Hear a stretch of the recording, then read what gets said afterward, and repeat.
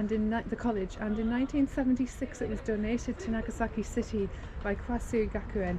It displays the features of an early Western style house and has a wide central corridor and spacious rooms, typical of consulate architecture of that time.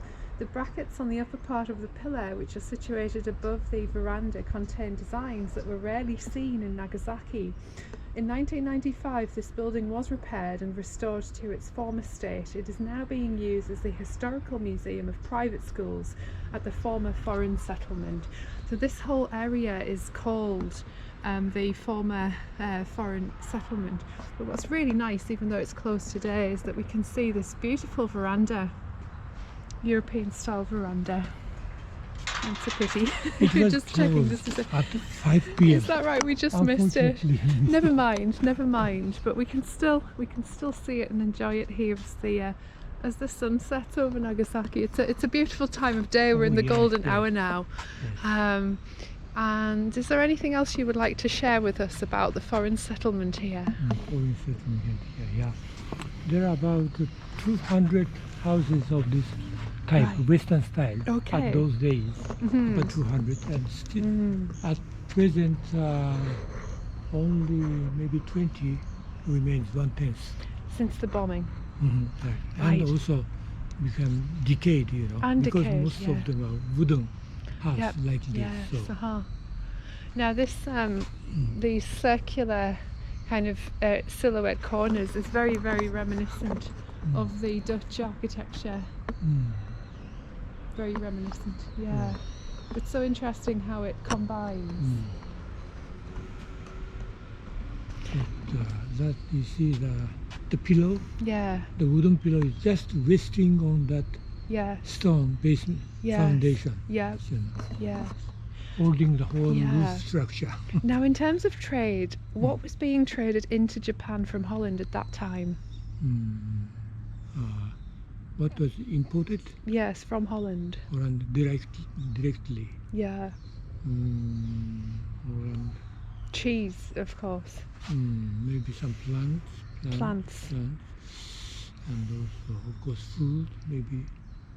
Maybe some kind of cheese. Yeah. Maybe, right, Nagasaki. Do we know which kind of cheeses were popular then, and are they still popular today? No, I do not think so. But there are many words that came from Holland. Yes, that's right, the language, yes. Camera. Oh, yes. Camera, that's and first came from Holland. We've got a lovely rainbow. Can you see it? Rainbow? Do you see the rainbow? There's a rainbow here, little.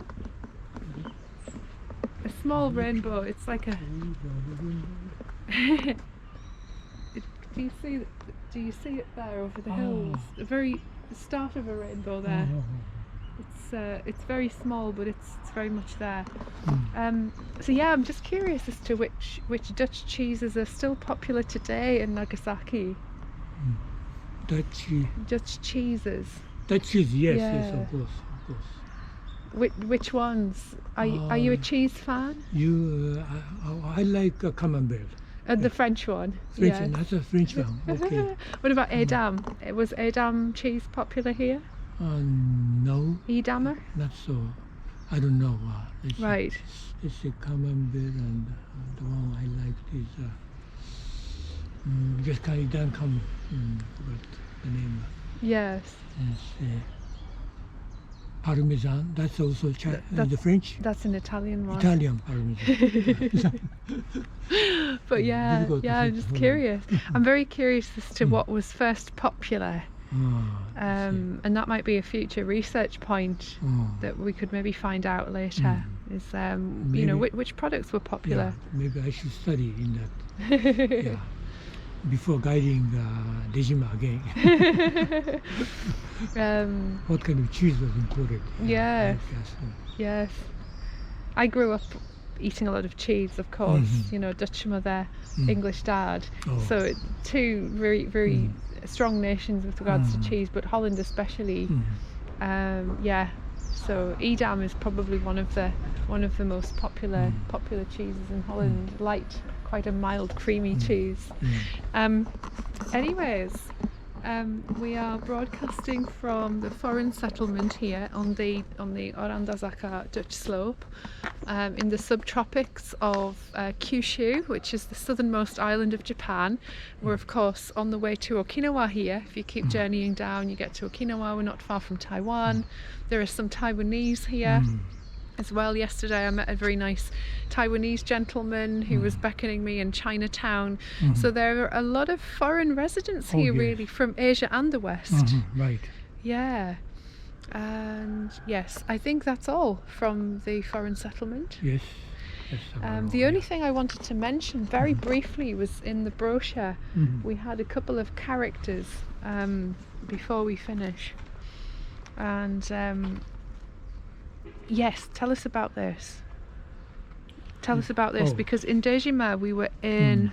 We're going back to the Dejima point, but this is an important point to mention. Foreign ladies are not allowed to land in Dejima. Yes. But there are, for the period of 200 years, there are 2 women and her children who try to live in Dejima, but quite unsuccessfully. Yes. And the first one was the wife of Captain Bronhoff. She mentioned that due to her husband's health problem, somebody has to attend but all the time. She wasn't allowed. Yes. And it was they could not judge in Nagasaki, so this problem was transferred to Tokyo. We've got 30 seconds. 30 seconds, okay. Anyway, so it was they were not allowed to in Nagasaki, but during that time she successfully stayed in Dejima for a period of 4 months. She was hidden. And he becomes the attraction of many Japanese painters. Including a German imposter, and he had to say that he was Dutch to stay in Japan because it was Dutch only. So this German imposter said, and there was a funny story. They said, "Where are you from?" And he said, I'm a mountainous part of Holland, so I have a strong dialect. Of course, there are no mountains in Holland, so but they didn't know at the time, with it being so early in history. Right. So, thank you for watching.